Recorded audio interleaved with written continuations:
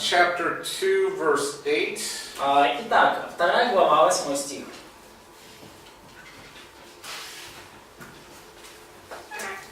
Verses 8 and 9. Стихи 8 и 9. He is arriving where she is located. Он едет на лошади туда, где она находится, ну, там, где она... Climbing on mountains, leaping on the hills. Да, находится, вот он скачет по горам, прыгает по холмам. He's excited to see her. Он так рад возможности увидеть ее. He comes to the, it's like a dacha, so there's a wall or a fence around it. То есть это похоже чем-то на дачу, то есть есть какая-то стена или забор вокруг. And so he looks over the wall. И он так за стенку выглядывает. Comes and looks in the windows. Подходит в окошко, смотрит. Where is she? Где она? And so this is after the rainy season. И это как-то после сезона дождей, после дождей все происходит. He doesn't have to buy flowers, he can just pick them. То есть вот зима уже прошла, дождь миновал, поэтому ему не надо покупать цветы, просто сорвать. So it's just, he has to buy candy still. Да, ну конфеты все равно надо купить.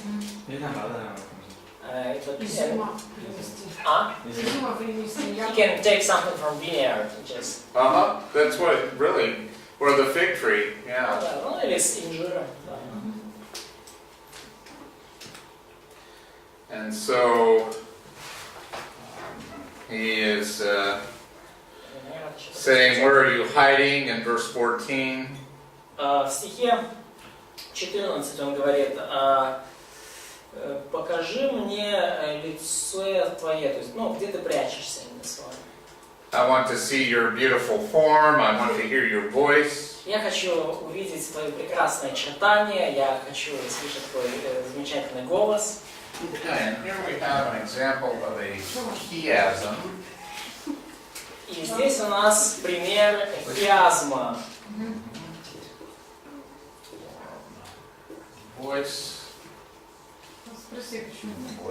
Какой стих? Какой? Алечко твоє вродлив. Типа на українській мові це рідно вродлив. Я не спрашиваю. Я можу просто сказати смішно. So it's funny in Ukrainian translation because То, что украинский красавец. does it mean that her face is beautiful in the verse 14 and your form is lovely? Ну, там на самом деле. So let me see your form, your appearance. Ну, там вообще-то даже и не лице, а там просто, ну, так сказать, очертания твои, силуэт. Как это выглядит? Да. Нет, это неправильно. Не то, о чем там говорится. What is it? So, in Ukrainian there is a strange word which you can read as something not very beautiful. Oh, okay. That's fine. Да, и смотрите, здесь есть своего рода хиазм вот в этих стихах. Okay. So a chiasm is symmetrical in form. И хиазм это своего рода симметрия в форме, да, стиха. Yeah, В you see 14 it. стихе. Покажи мне лице твое, дай мне услышать голос твой, потому что голос твой сладок и лице твое приятно. So let me see your form, let me hear your voice. Дай мне увидеть твой силуэт, дай мне услышать твой голос.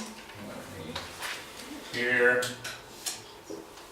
listening, seeing, let me hear your voice. Да, то есть дай мне then- видеть, слышать. Then he explains, because Я your объясняю. voice is lovely and your form is wonderful. Потому что голос твой сладок и лице твое приятно.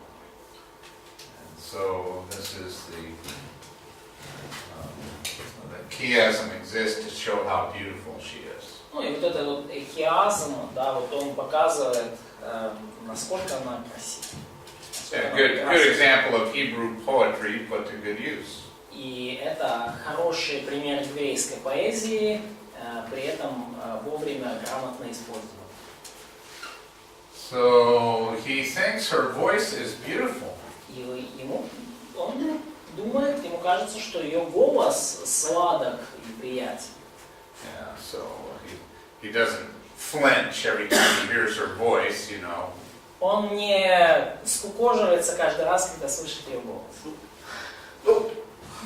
No, he pays attention. It's beautiful. Он слушает внимательно, голос ее прекрасен. Can't wait to hear it. Он не дождется услышать ее. Okay.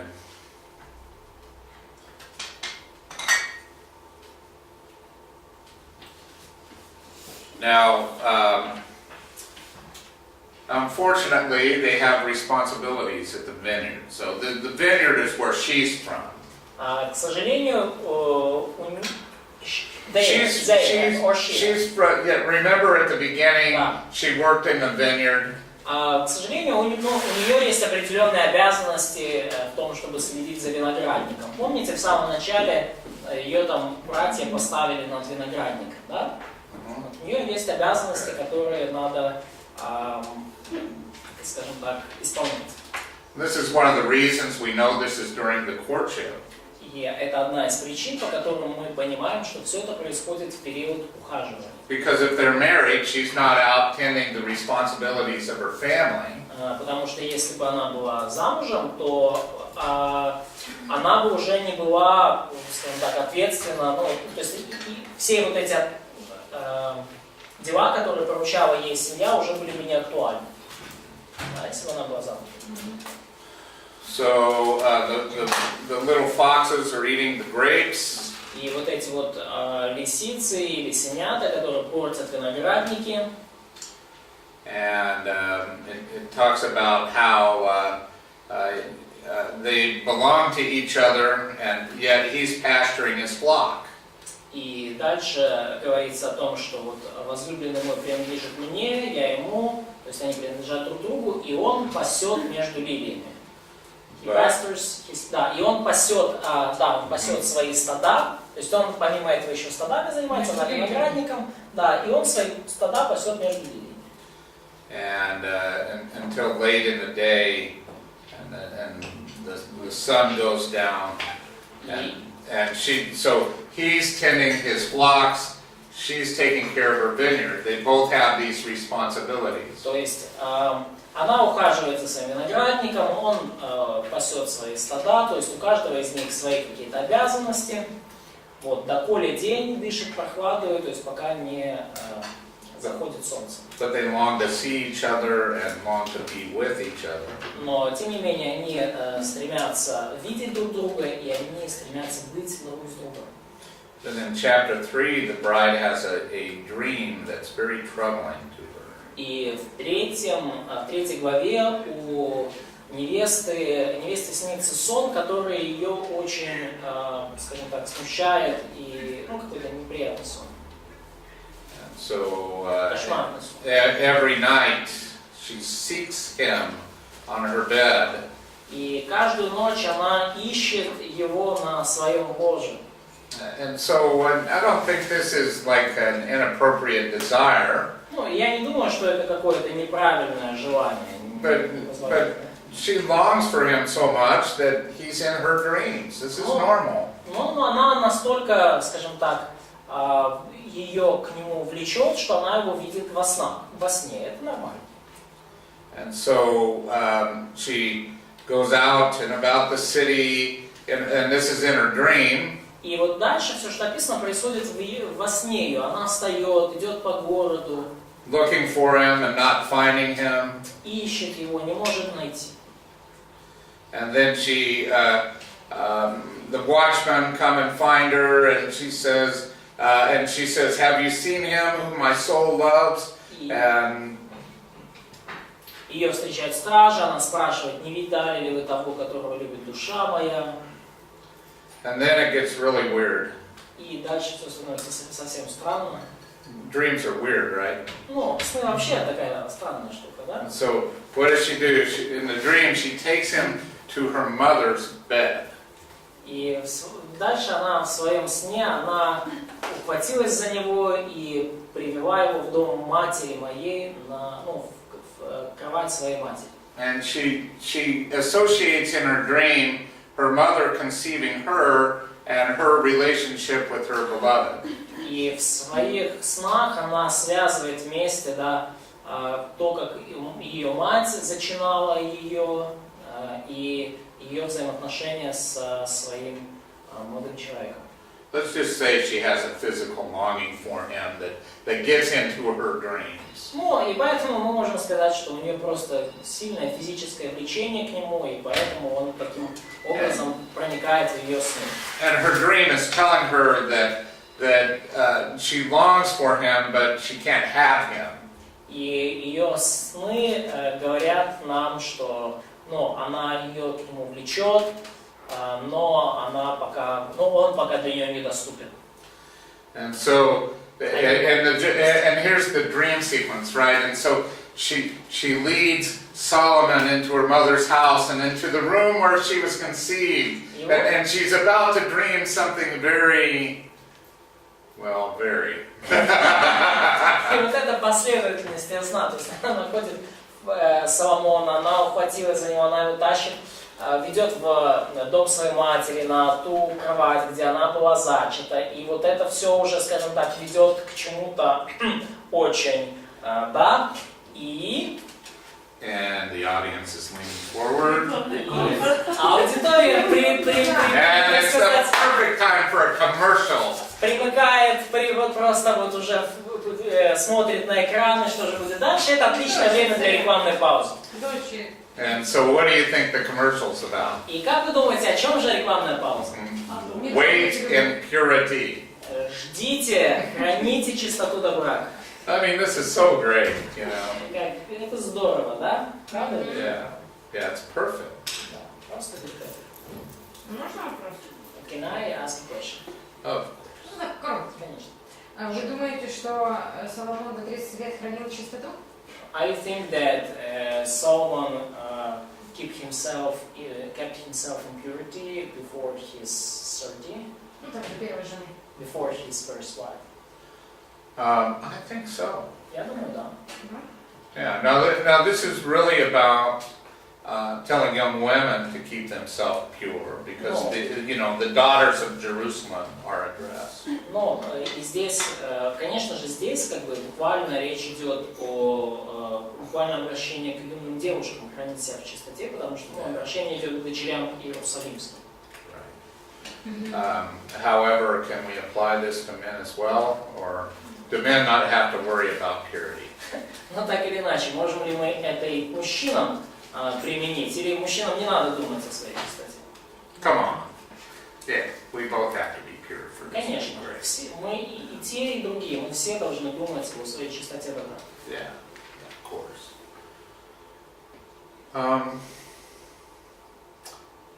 Chapter 3, verse 6 to chapter 5, verse 1 is Act 3. 3.6, с 3 главы 6 стиха до 5 главы 1 стиха, это третье действие, третий акт. Here we are at the wedding night. И здесь у нас уже брачная ночь. So verses 6 through 11 are about the wedding procession. И стихи с 6 по 11 это брачная процессия. So can I have one of our men read verses 6? Может ли кто-то из наших братьев... Or no, one of the women, excuse me. The woman is talking about King Solomon. So like she's standing here and she's seeing him come up. То есть, нет, тут сестры должны читать, потому что это от лица девушки, которая видит его, как он приближается.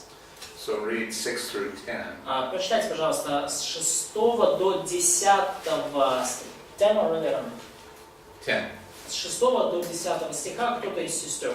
Здесь написано, кто это восходящая. So, Девушки говорят. but it's written what is the coming up, and it's in female. Okay, good.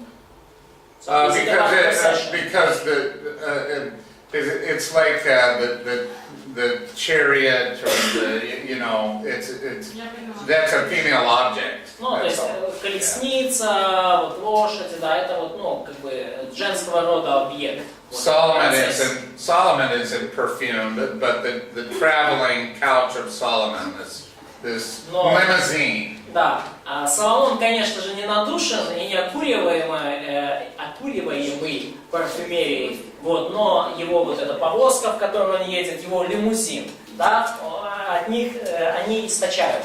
Вот Okay, keep reading. Продолжайте читать. Зрители стоят больше. С 6 стиха і до 10.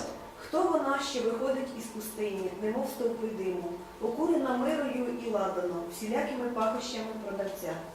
Ось ложе його, Соломонове, 60 лицарів навколо нього, із лицарів славних Ізраїлевих. Усі вони мають меча, усі вправні в бою, кожен має свого меча при своєму стегні проти страху нічного. Ноші зробив собі цар Соломон із ливанських дерев. Стовпці їхні зробив він із срібла, а їхнє опертя – золоте пурпурове сидіння.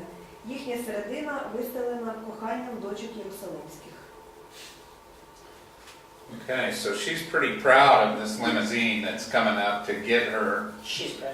Yeah. Да, то есть она, видно, очень гордится тем лимузином, который приехал за ней, чтобы ее забрать. So, do you see in verse 11, we'll read verse 11 now, but in verse 11, it's the day of his wedding. И посмотрите, да, то есть 11 стих ясно указывает, что речь идет о дне его бракосочетания. So, is it female? Go ahead and read. Да, почитайте 11 стих кто-то. Підіть і побачте, о дочки Сіонській, царя Соломона в вінку, що ним мати його увінчала, його в день весілля його та в день радості серця його. Yeah, he's really happy. Да, и он на самом деле счастлив. Явно. So, what comes next is Solomon's praise and desire for the beauty of his bride. We have. И дальше идет Соломон хвалит и восхищается красотой своей невесты или жены. Это дальше идет в 4 главе. Okay, so he describes her physical beauty. И он описывает ее физическую красоту. So I think that you'll notice that the culture is different. И я думаю, вы заметили, что культура там немножко другая была. Your hair is like a flock of goats. Кудри твои как стадо коз. So maybe this isn't the exact thing that you should say about the hair of your bride on her wedding day. Но, может быть, братья, это вам не стоит именно так говорить своей невесте в брачный день. You have goat hair. О, у тебя козлиный волос.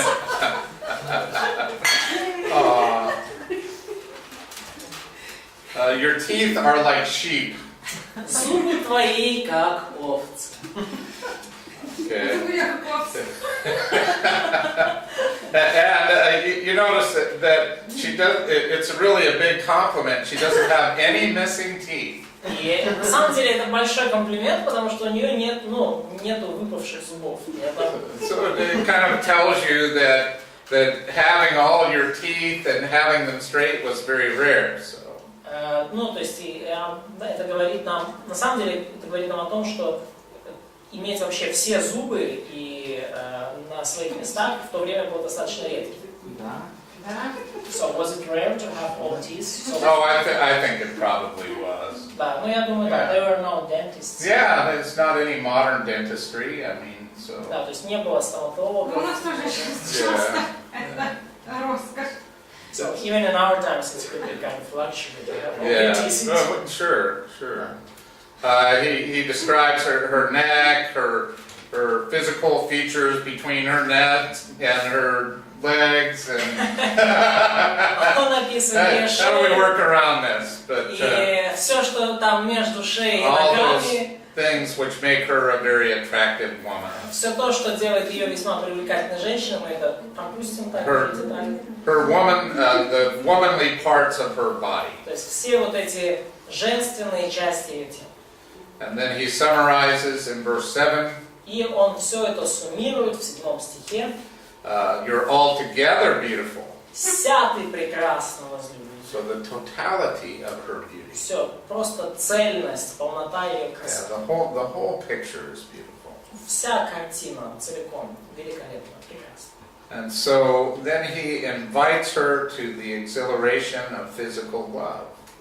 И дальше он ее, да, то есть он вместе с ней превозносит и превозносит вот эту физическую любовь. Yeah, he invites her to exhilaration. То есть он ее приглашает восклицать вместе с ним, да, то есть, он... He describes it like descending down from a high mountain. И он описывает это как спускаться с высоких вершин. Where there are wild animals, Там, где дикие звери, ferocious animals. Хищные звери. And so this is like the exhilaration in Colorado, where I live in Colorado, #1 destination in the world to go skiing. И, там, где я живу, вот в Колорадо, это, первое место in States or in the world? In the world. I mean, it's as good as Switzerland, or actually the snow's better in Colorado. Одно из лучших мест, если не лучшее в мире, штат Колорадо для горнолыжного спорта. Лучше даже, чем в Швейцарии. Похоже на Швейцарию, но снег лучше. Yeah, people come from all over the world И to люди ski. приезжают со всего мира, чтобы покататься на лыжах. Логика там есть? Do you have some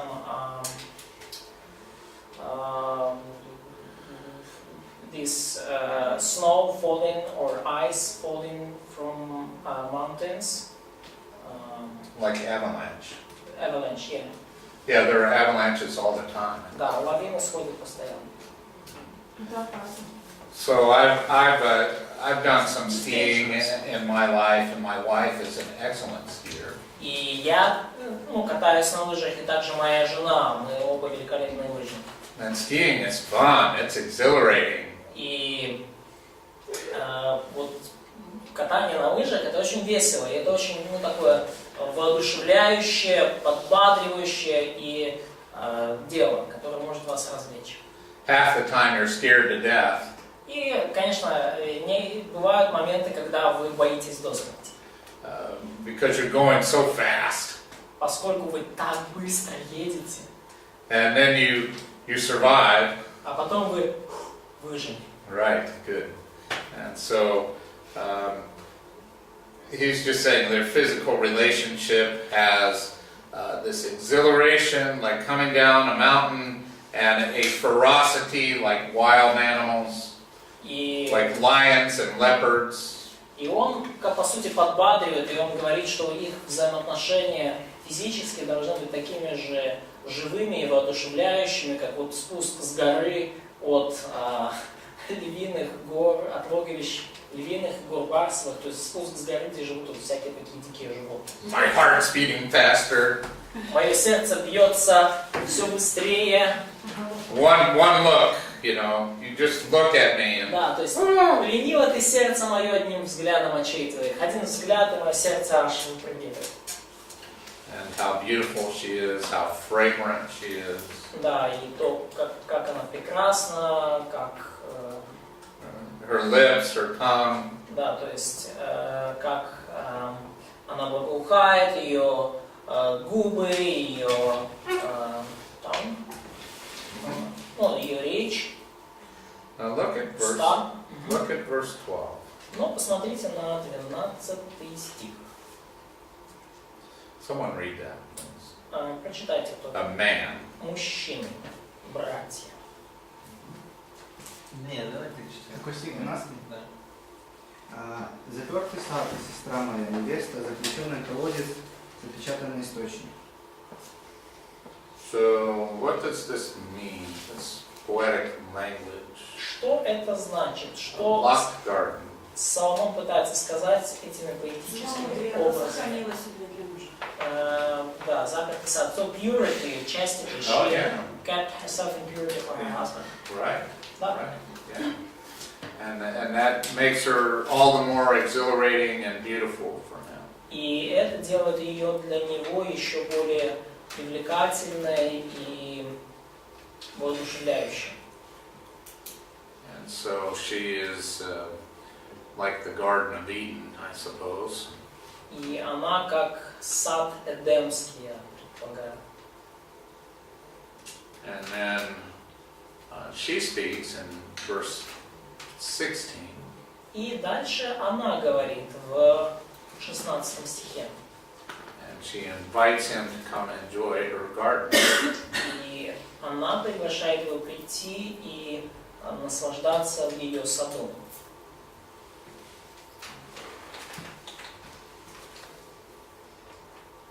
And then in chapter 5, verse 1, И далее в 5 главе 1 стихе the husband reflects on their first coming together.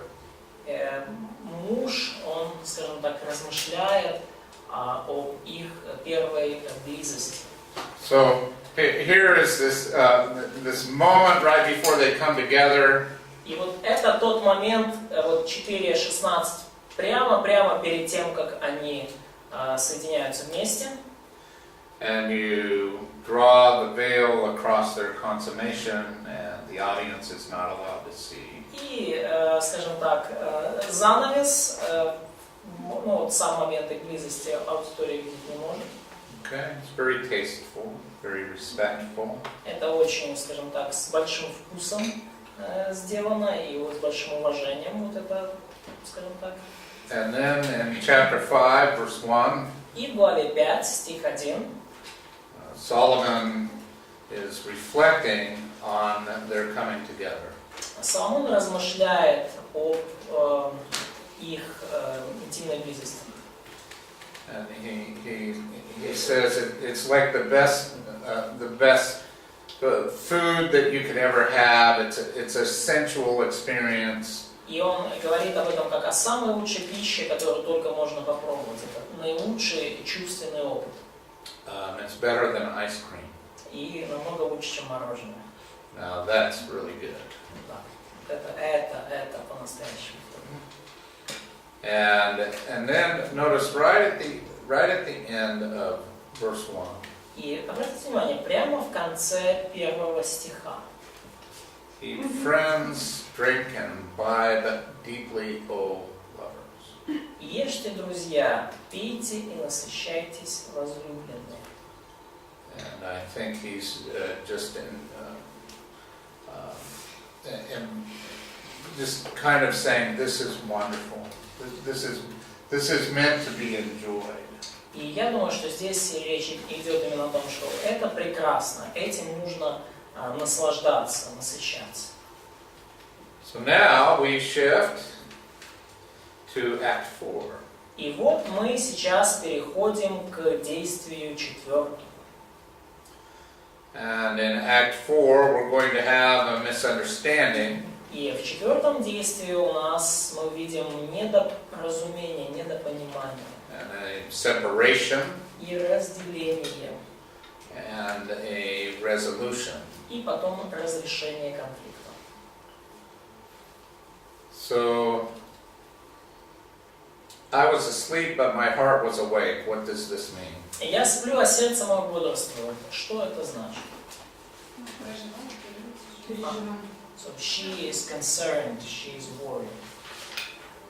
Yeah, and I think she's dreaming too, you know, when you're asleep but your heart is awake. Но я думаю, что речь о том, что она видит сон, когда вы спите, но ваше сердце бодрствует. Some of you may remember your dreams from time to time, right? И кто-то из вас может даже припомнить некоторые свои сны время от времени. I mean, every once in a while I wake up and I think, whoa, that was weird. И время от времени я так просыпаюсь, так и думаю, ничего себе, это как-то странно было. Right? Yeah. Да. Dreams are weird. Ну, вообще, I сны think they're entertaining sometimes. странная штука. Иногда они так могут повеселить. Sometimes you wake up laughing. Иногда вы просыпаетесь и хохочете. So she's dreaming that her beloved is knocking, И, saying, open up. и она спит, и ей снится, что голос возлюбленного, то есть, что возлюбленный стучится, отвори мне. А? So, open up by yourself. Well, yeah, we'll get to that. Да, мы так говорим. But so his hair is damp from dew. То есть вся его голова покрыта росою. He's been out at night and he's been traveling for a while for the dew to collect on his head. Да, то есть он ночью был на свежем воздухе, он путешествовал, и вплоть до того, что роса скопилась у него на голове. So she's annoyed. И потому она немножко, скажем так, ну, ее это задевает. And she says, open up yourself. И она говорит, открой сам. Right? So, look, I've taken off my dress, I'm in bed, and I've washed my feet. Я скинула хитон мой, я вымыла ноги мои, вот. And the floor is dirty. И пол грязный уже. And if I come and open up, I'll have to get my feet dirty and wash them again. Если я сейчас поднимусь и пойду тебя открывать, то опять мои ноги станут грязными, надо будет мыть их. And so he puts his hand through the opening of the door. Sometimes there's like an opening where you can undo the Да, то latch. есть, и он просовывает свою руку через, ну, там, скважину, то есть иногда можно было просто просунуть руку и отворить засов. And she sees his hand coming through the door. И она видит, как его рука там пролазит через дверь. And it makes her think, this might be nice. И она так думает, это будет, могло This бы быть might be здорово. nice after all. Она говорит, ну, в конце концов, лучше бы открыть, и потом, может быть, будет очень здорово. And so she gets up to open the door. И она просыпается, чтобы открыть дверь. And her hands are slippery. She has that oily perfume on her hands, and they're slippery. Ее руки липкие, потому что у нее она вот нанесла на них этот парфюм, миру, And so it's капает. difficult to open the bolt of the door. И очень трудно открыть вот этот замок на двери. And by the time she gets it open, he's gone. И к моменту, когда она наконец-то открыла, он уже ушел. Now you understand, in case I wasn't clear enough, that although she's dreaming, when he comes, she's awake now. So the knocking wakes her up. То есть, This isn't a dream. You know, this part isn't a dream. It's real. но вам нужно понимать, что да, то есть вот сама эта сцена, да, вот когда что он стучит, это уже не сон, это реальность. То она спала, и ее пробудил вот этот стук. И в этот момент она уже не спит. И все это происходит на самом деле. Right. So out she goes. She's looking for him now. He's gone. И он ушел, и она сейчас пошла за ним искать. He came, he said, oh, knock, knock, open up. You know, I'm here, waved his hand inside the opening, and then she comes, she's trying to open, and he's like, oh, forget it, I'm out of here. И, ну, представьте, да, что происходит. То есть он приходит, стучит, открой, просовывает дверь, она приходит, там вот вся вот такая вот, и пытается открыть, и что-то долго открывают, и говорит в итоге, ай, ладно, я пошел. So the watchmen found her, И вот нашли ее стражи, and they strike her. и они избили ее. Here's why. Here is why they do this. И вот почему они это сделали. Because what kind of woman would be out at night? Потому что какого рода женщины могут быть в ночью не дома? Нехороший. Not a good woman. Right? Да. Yeah. Good way to put it. Не хорошая. Хороший способ это сформулировать. Yeah. So, they strike her, И они побили ее. took away her shawl. И сняли с нее покрывало. Now she addresses the daughters of Jerusalem in a different way. И теперь она обращается к дочерям иерусалимским уже иначе. Remember before it was swear to me by the gazelles and the deer to keep yourself pure. Да, и потому что помните, до этого она говорила, да, поклянитесь, или там заклинаю вас, дочери иерусалимские, сернами, там, ланями, еще кем-то. Да, сернами или полевыми ланями. Да. И я заклинаю вас сохранить себя в чистоте. Now it's help me find him because I'm lovesick. А теперь она просит, что помогите мне найти его, потому что я изнемогаю от любви. Remember how before she was lovesick and we had the commercial. И помните, как раньше, да, она тоже изнемогала от любви, и прямо на самом интересном месте, там, рекламная пауза. This time she's lovesick and she can't find him. А в этот раз она снова изнемогает от любви и не может его найти. So all the daughters of Jerusalem are like, well, what's he look like? What kind of man is he? И все дочери иерусалимские такие, а как он выглядит? Что это за человек? You know, you're putting us under oath, so he must be someone special. То есть ты нас уже под клятву подвела, под обет, и он должен быть каким-то особенным человеком. And I think, this makes me laugh, okay? И это меня веселит. She stops and sighs and says, oh, he's like this. Она останавливается и так, о, вот он вот такой. And she uses this dreamy, poetic language to describe him. И она использует вот этот вот поэтический, высокопарный такой язык, чтобы его описать. So one of you young women need to read this. И read aloud? No, read aloud, yeah. То есть кто-то из вас, сестры, прочитайте вслух. All the way through verse 16. С 10 до 16 стиха. And you need to be dreamy when you know, И вам recite. нужно вот с такими вот мечтательными интонациями читать. Возлюбленный мой бел и румян, лучше 10 000 других. Голова его чистое золото, кудри его волнистые, черные, как ворон. Глаза его, как голуби при потоках вод, купающиеся в молоке, сидящие в довольстве.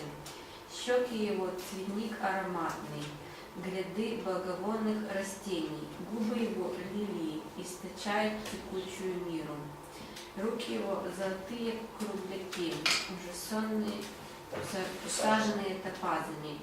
Живот его, как изваяние из слоновой кости, обложенный сапфирами. Голени его мраморные столбы, поставленные на золотых подножиях. Вид его подобен Ливану, величествен, как кедры. Уста его сладость, и весь он любезность. Вот кто возлюбленный мой, и вот кто друг мой, щей Иерусалимский. Что-то не подходит. Точный фоторобот, ты помоешься. Что-то неправдоподобно. Не представляете. And so all all the daughters of Jerusalem are supposed to, oh, we'll go look for him. И все дочери иерусалимские на этом месте так растаяли. Ой, да, мы, конечно, пойдем его искать. Описала, да? Фоторобот. It's photo robot. They're doing in police, so they just put it together the photo. Right. Now, let's see. The daughters of Jerusalem ask a question in verse 1. И в главе 6, в 1 стихе, дочери Иерусалимские задают вопрос. Where did he go so we can seek him with you? Куда же он пошел? Мы поищем его с тобой. Of course, if she knew that, she wouldn't have to ask them to help. If she knew where he went, then she wouldn't have to ask their help. Ну и, конечно же, если бы она знала, куда он пошел, то как бы она бы их и не спрашивала, не просила помочь. But maybe the general direction. Ну, может быть, это какое-то общее направление. So he's gone down to his garden. Мой возлюбленный пошел в сад свой. This isn't, a small garden. This is a big patch of land. So like a ranch. Да, ну то есть это небольшой сад на каком-то, на большом, среди большого какого-то куска земли, то есть своего рода ранч, man's cave. What's that? Man's cave. No, this is outside. Outside of the regular place of the. Yeah, it's outside the city. He's gone to his ranch outside the city where all the flocks are. And, то есть он отправился на какой-то сад, который вне города, там где стада, то есть на свою дачу или ранчо. Yeah, many square kilometers of land. То есть там, где много квадратных километров вообще площади. Right. So he had a really big man cave. То есть, его было довольно такое обширное, такое личное мужское пространство. Right. So off he goes to the man cave, and then in verse 4 we get inside his head as he's going around down his ranch. И вот в 4 стихе мы, так сказать, проникаем уже в его мысли в то время, когда он вот ходит там по своему ранчо, там, саду. So, what do you think he's thinking about? Как вы думаете, о чем он в этот момент думает? About her. He's thinking about her. He's thinking about her face, her body, He's just obsessed. Он думает о ней, о ее глазах, о ее теле, и, он obsessed is...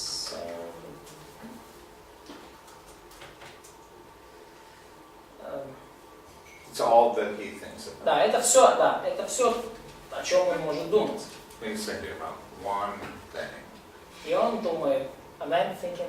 Yeah, да, about one thing. Мужчины думают об одном. Right. I mean, after all, he went to where she was sleeping. И в конце-то концов, он пришел туда, где она спала. Thinking about one thing. И он думал об одном. Right, and then she makes him mad because she's like, I don't want to get out of bed. И она его вывела из себя, потому что я не хочу подниматься с постели. So, anyway, it's so great because here he is on his ranch, and there's all these sheep and goats out there. И вот он теперь на своем ранче, здесь ходят эти овцы, козлы. And you know it's bad when you look at sheep and goats and all you can think about is your woman, Да, и вы понимаете, не самое лучшее переживание в жизни, когда вы смотрите на своих овец, козлов, а все, что у вас в мыслях, это ваша жена. Yeah, your teeth are like sheep. И он говорит, да, что зубы твои как стадо овец. So anyway, this is what he's thinking about. But verse 8 is strange. Okay, let's talk about verse 8. И давайте The queens and concubines and maidens. И поговорим о 8 стихе, что есть 60 цариц и 80 наложниц и девиц без числа. Whose queens, whose concubines, whose maidens? Кто эти царицы, наложницы и девицы? Solomon? Соломоновы? Вопрос. Yeah. Is it his? Yeah. Может, папин. Is it David's Его папа harem? не было столика. Is it a harem of his dad? I think it is. Я думаю, что это гарем Давида. Remember, David had the same problem. Вы помните, у Давида были те же проблемы. Yeah. 60 цариц, да, нет, у Давида не могло быть 60 цариц. 60 queens in the Что country. Писание? Здесь? Yeah. It So seems like too much. Любимых, just left 60. Yeah, I had an answer for this. I'll have to look this up, okay? У меня был на этот вопрос ответ, и мне надо еще раз посмотреть. Right, but I think it's referring to David and not to Solomon. Но я думаю, что в этот момент это относится к Давиду, а не к Соломону. Yeah, it says there are 60 queens and 80 concubines. И он говорит, да, что есть в данный момент 60 цариц и 80 наложниц. И еще без числа девиц. And maidens without number. Может быть, просто в царском дворце имеется в виду? Maybe in a palace of king. Yeah, maybe. Может быть. This one is unique. Да, но вот это она единственная, уникальная. Right. Yeah. And she's her mother's only daughter. И она единственная у матери своей. She's the pure child. И она чистый ребенок. Young women saw her and called her blessed. И увидели ее девицы и произнесли ее имя, назвали ее благословенной. The queens and concubines also, and they praised her. And И царицы и наложницы также восхвалили ее. so notice he says the queens. He doesn't say my queens. И обратите внимание, он говорит царицы, он не говорит мои царицы. It says the queens. Он говорит просто царицы. So these must be David's because he doesn't identify that they're his. Скорее всего, это кто-то из царицы Давида, потому что он не определяет их как собственных. Он говорит мои царицы. So here is what they say И about вот her. что они сказали о ней. And they describe her as one that grows like the dawn, И они описывают ее как блистающую, как заря. as beautiful as the full moon, pure as the sun, Прекрасна, как луна, светлая, как солнце. as awesome as an army with banners. И она, грозная или, да, великолепная, как полки со знаменами. And so, anyway, this is what the queens and concubines say about her. Вот это то, что сказали о ней царицы и наложницы. And they desire for her to come back so that they can look upon her. И вот дальше говорится desire for, so he wants her to come back. Well, no, these are the queens and concubines. I'm still saying, look, Mm-hmm. Oh wait, let me make sure I have that right. Yes.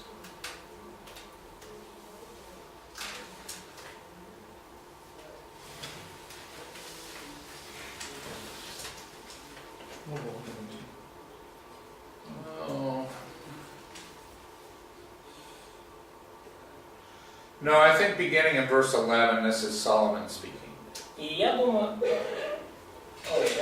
so in our text it's in a, very. I went down to the orchard, Mm-hmm. is where it began. Solomon begins to speak. I'm sorry about that. И я думаю, что Марк говорит, что с 11 стиха начинает говорить Соломон. И Right. здесь уже, неверно, скорее всего, лицо глагола, да? Не лицо, а род глагола. То есть Right. я сошел в ореховый сад, посмотреть на зелень, поглядеть и так далее. То есть это, с его точки зрения, речь о нем, о Соломоне. А в какой главе? Мы сейчас в 5-6. 6 главе, 11 стихе. В еврейском я слышала. Как в еврейском? So, what's in Hebrew? Is it masculine or feminine? Well, the thing is, it's first person singular. I went down. То есть, So it's not the queens and concubines talking anymore. То есть, там просто я сошел. То есть, первое лицо, единственное число.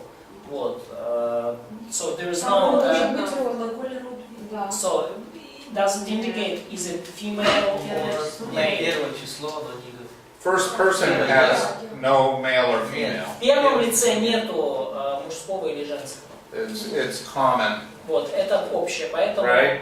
Да. и он, Yeah. он утверждает, что речь именно о Соломоне, что я правильно говорю, я сошел в ореховый сад. Yeah, but I think it's Solomon because he says, "Come back, O Shulamite." И потому что он говорит дальше in 7, yeah? In 13, verse 13. Да, но как бы в 7 главе 1 стихе, в английском 6 глава 13 стих, он говорит, оглянись, оглянись, Суламита. Он обращается к Суламите. Okay, so let's go on to chapter 7 now. И вот давайте сейчас перейдем к 7 главе. Мы уже почти пришли. Solomon expresses his physical desire for her in verses 1 through 9. И в стихах с 1 по 8 Соломон выражает свое физическое желание, физическое влечение к ней.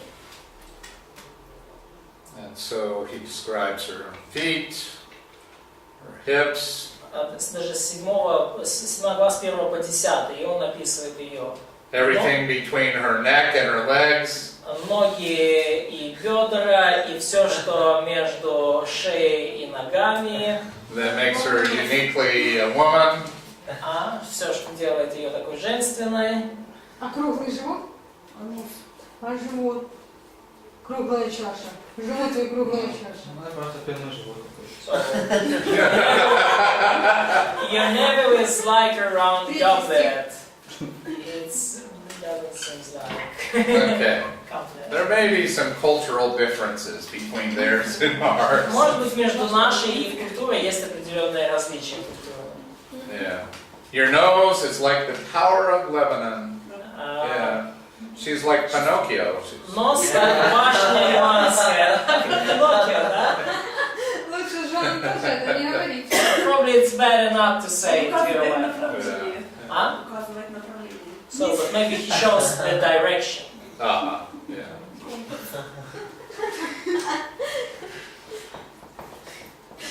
So he explains in verse 6 how beautiful and delightful you are. И вот в 7 стихе он говорит, как ты прекрасна, как привлекательная возлюбленная With all your твоя charms. миловидность. With all of your Да, charms. твоею миловидностью. Можно вопрос? You're like a palm tree with clusters. Да, вот там And he пальма с виноградными кистями. talks about what he wants to do with the palm tree. И он дальше описывает, что бы он хотел сделать с этим пальмовым деревом. And we'll just keep going. Да, продолжаем. Продолжаем. А можно спросить? Question. А когда он пользовался... Конечно. Когда он пользовался платочками? А? Когда он платочками пользовался? So, the question, when we gonna use napkins? When we gonna cry? Well, we're almost to the end of this hour. Ну, Won't be почти. now, I mean, unless you want to cry about the palm tree or something. Полагать на тему пальмового дерева, тогда может и сейчас. А уже конец часа, поэтому придется подождать чуть-чуть. Okay? Вот, вы можете поплакать о пальме. Yeah. Запах I от guess we're not crying about it. Я вот печёнок или свечу? The fragrance of your breath like apples. Is it fresh apples? Nice. Классно. Moving right along. Двигаемся дальше. Okay, the woman talks about her desire for the man. И потом женщина говорит о своем влечении к мужчине. Okay. And so, remember back where we started with this. Помните, да, с чего мы вообще все She's lying in начали? bed dreaming. He comes. Она лежит дома в кровати, видит сны, он приходит.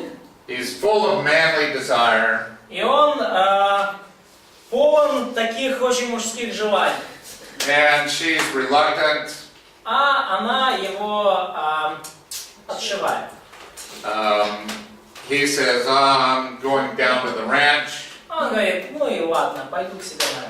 And she fully wakes up, and now she's full of womanly desire. И она уже наконец-то прокидается. И She goes out looking for him and gets arrested. И теперь у нее уже в ней пробудились все женские желания, она идет его искать, ее арестовывают. and they gets all the young women to go look for him. И она берет с собой всех молодых девушек, чтобы его найти. And so they find each other, and И вот они друг друга находят, he says, I desire you. и он говорит, я желаю тебя. She says, I desire you. Она говорит, я тебя тоже желаю. And so they say, let's spend the night out here in the village. И они говорят, по сути, друг другу, давай-ка здесь, в деревне, проведем вместе ночь. We're not going all the way back into the city. That's a long walk. Не пойдем мы туда, в город назад, это долго идти. We would rather do something else. Мы лучше кое-чем другим займемся. Okay? And so thus concludes chapter 7. И вот это заключение главы 7. Okay, and Выйдем в поле, побудем в селах. Так? chapter 8, 1-3, we have the woman's desire for the man. И в главе 8, с 1 по 3 стих, описывается желание женщины по отношению к мужчине. And then the man desires her. И затем, The woman desires him. да, то есть мужчина желает женщину, женщина желает мужчину. So of course it's time for a commercial. И это время для рекламной паузы. Да? Так, а куда же уже рекламная пауза? So where? It's already maybe too late to do a commercial. Они что? Pretty close this time. Ну, в этот раз, да, они еще ближе подобрались. Just in time. Yeah. Да, ну, нет, на самом деле в самое время, да, то есть. And so she kind of, you know, in this moment, I love you, you love me, and then she stops and says, time out, looks at the audience and says, this is great, you should wait till you're married. И как раз в это самое время я люблю тебя, ты любишь меня, и вот как раз мы говорим, бум, стоп, и обращение к аудитории, друзья, вам нужно быть в браке. So, pretty good way to get this message across on 3 different occasions. И очень хороший способ донести это послание вот во всех 3 случаях. I mean, every single time you're like, Каждый раз, когда вы уже припали к экрану, and then commercial. Рекламная пауза. And the commercial was great. И, кстати, рекламный ролик очень даже хороший. It really is a great commercial. Да, великолепно. Okay, so let's take a break. И У нас пауза. можно?